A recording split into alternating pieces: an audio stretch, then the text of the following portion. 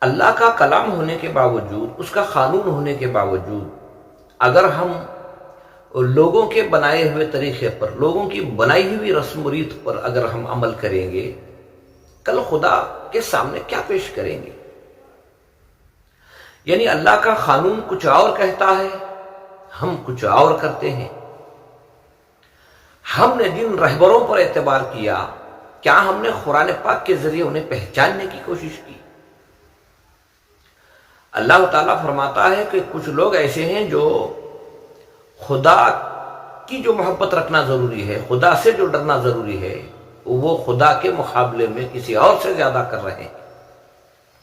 یعنی اللہ کے حکم کو ماننے کے بجائے مخلوق کے حکم کو اتنی ترجیح دے رہے ہیں کہ وہاں خدا کا حکم چھوٹ رہا ہے، اللہ کا قانون چھوٹ رہا ہے، لیکن کسی ایک انسان کی بنائی ہوئی ترکیب پر ہم اللہ کے قانونوں کے خلاف جو زندگی گزار رہے ہیں۔ تو اللہ تعالیٰ یہ بتانا چاہ رہا ہے کہ جو محبت، جو ڈر اللہ کا ہونا چاہیے، ویسا ڈر اگر مخلوق کا ہے، اگر اللہ کے حکم کے مقابلے میں کسی اور کے حکم کو ہم ترجیح دے رہے ہیں، اسے مان رہے ہیں، تو یقیناً یہ اللہ کے قانون کے خلاف ہے۔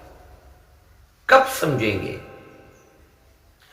اب کوئی نبی نہیں آنے والے ہیں، جو کچھ ہے وہ اللہ کے قانون کی جو کتاب ہے، جس کا نام قرآن کریم ہے، اس کو جاننا ہوگا، پڑھنا ہوگا، سمجھنا ہوگا، ورنہ ہم اور ہماری نسلیں گمراہ ہو جائیں گی۔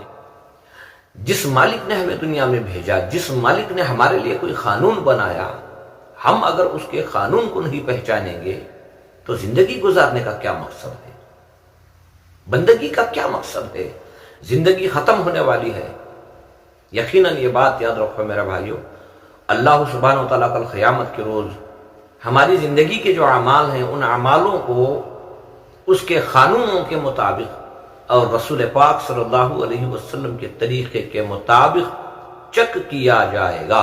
حق کا راستہ تو وہی ہے جو حق نے نازل کیا، حق کا راستہ تو وہی ہے جو حق نے کہہ دیا کہ ہم نے تمہارے درمیان جو رسول بھیجے ہیں تاکہ وہ تمہاری رہنمائی کرے، تمہاری رہبری کرے اور تمہیں ایک سچا پیارا دین بتائے، تو انہی کے راستے پر چلو گے تو کامیاب ہو جاؤ گے۔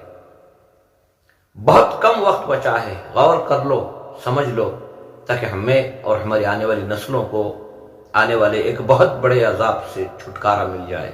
اللہ سے دعا کرو زندگی میں ایک مرتبہ کسی بھی حالت میں، کسی بھی طرح، کیسے بھی ہو سکے، اللہ کے قانون کو پڑھنے یا سمجھنے کی ہمیں توفیق نصیب ہو۔